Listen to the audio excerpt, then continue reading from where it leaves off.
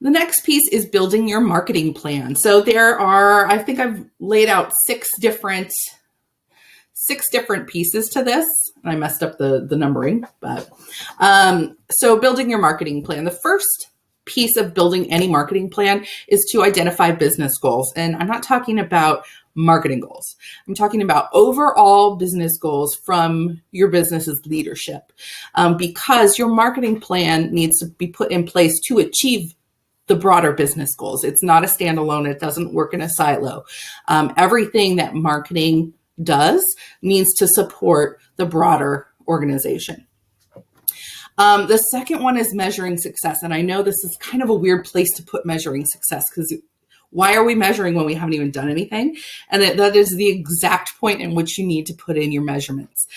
Because if you don't decide before you start taking action what success actually looks like to you, then you're not going to know if you've been successful. And it's very hard to measure at the end of something. You need to put those tools in place to measure whatever success is going to mean to you. Put those in at the beginning. And then the third one is who we're talking to. We need to look at our buyer personas. Those are fictional representations of your ideal customer. They have, they have demographic data, online behavior, education, speculation about personal histories, motivations, and concerns. This needs to be number 4. This needs to be number 5, number 6. One other thing we could add into here is to review before you do a presentation, right? So number 4 would be, what is their problem and how do you solve it? So selling is all about solving customer problems, whether those are there's something that they're currently facing or something they will face as the marketplace evolves. But that is what you need to be trying to communicate. The next one is your channels and your strategy. This is omni-channel marketing, and it's a big old beast. And we are going to dive a little bit more into that in the next pages. And the last one is go forth and do it. So implementation is super fun. But a lot of times people jump ahead to the tactics before you put those important pieces in place. So if somebody in your company is saying to you, we need social media, or we need SEO, and we need a new logo, but you actually don't have, your goal set for the organization, those things are just going to be a waste of time and money for everybody involved. So maybe you do not need those things. You may very well need those things, but those things aren't where you start. You start at the beginning. So content strategy. So you want to focus on delivering a diversified content with a mix of you-driven, news-driven, and relationship-driven content. So after you put your marketing plan in place, then you're going to talk about your content and messaging strategy before you even go into the rest of the channels. So you want to know what you're going to say. So you-driven content, that's a category of content that connects directly to your product or services and that why that we talked about. So you're talking about you as the brand and how you can help your customer. The next one is news-driven content, and that is providing analysis on things that your audience is paying attention to. So whether that is a new report that came out, or somebody in the industry has said something really provocative or interesting, and you want to comment on that, that would be news-driven content. This also kind of gets into the thought leadership space. And then you have relationship-driven content. Content marketing is a relationship-building tool. When you involve other people in your content, you not only build relationships with them, but you also give them a reason to point their audience back to your brand. So that is, say you're working on a project and one of your vendor partners is just like kicking butt. They're so awesome. So this is where you can then talk about them. And yes, maybe it does involve your company also, but spotlighting them instead and talking about how great they did on their project or whatever, and giving them the spotlight, they are then also going to point all their traffic back to you to show, their audience what you're saying about them. So we're going to go again into some really fun tactical stuff, but I want to do a reality check again. This is not everything. There's no way that we can cover, everything under the sun for marketing communications in the small amount of time. So just want to manage some expectations again. We are just at the tip of the iceberg. But I think these next few slides will be really fun. We're going to talk about your channels. So multi-channel marketing tends to be inside out approach, meaning you are telling the rest of the world, about yourself. Omni-channel is more outside in. That's taking that customer journey with them and really putting yourself in the shoes of that customer, and exploring their relationship with your brand.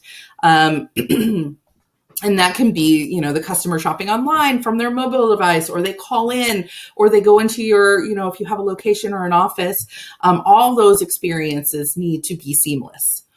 So we're going to go through some of the different channels. Obviously, there's more. These are the biggies. These are the ones that you really need to pay attention to.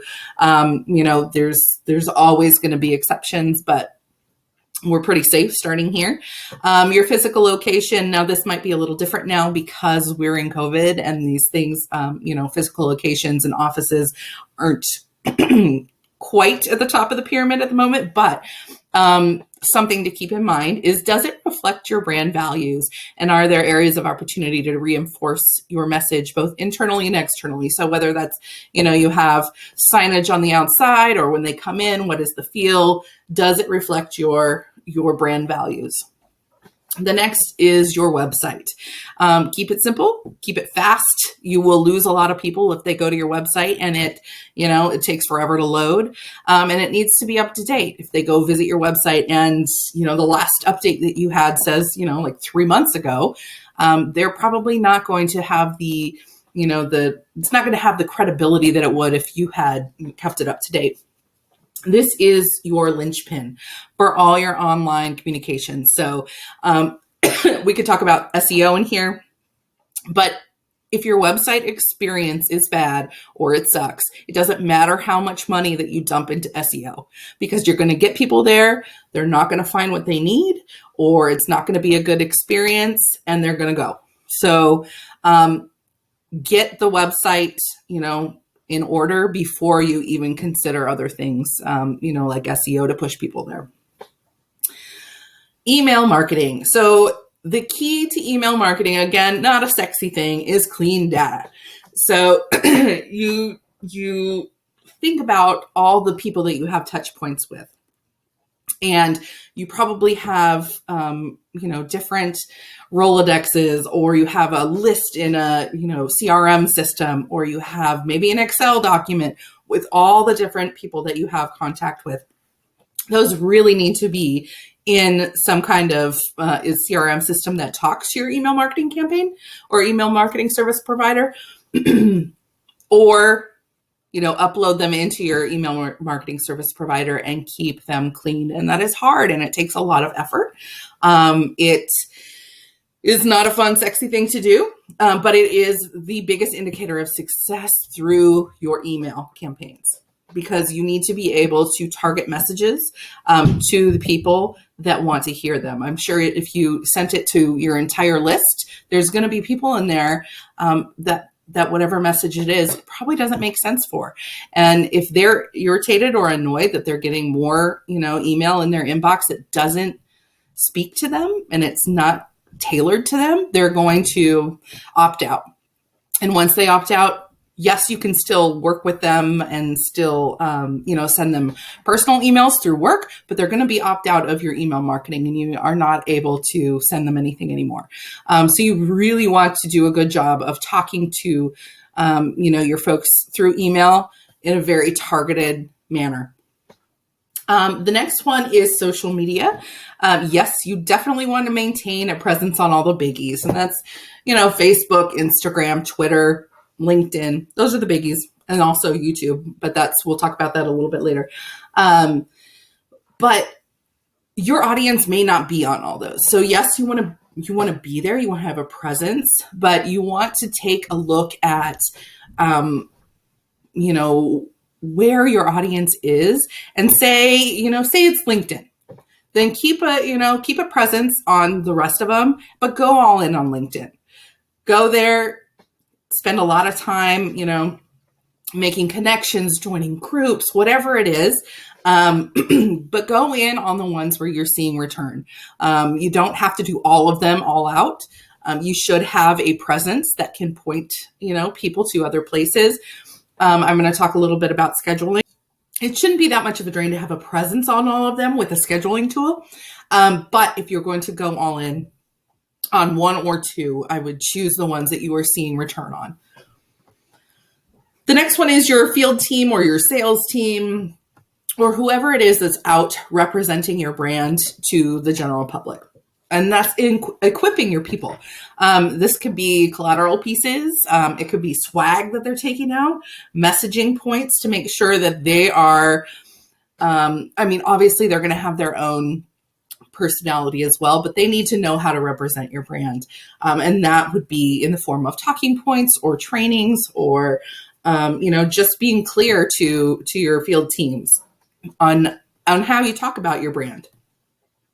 And then also providing them with the tools and presentations that they need that are branded to reflect your brand. Paid media. So the rest of these are either owned or earned media, and paid media is different. That one is advertising.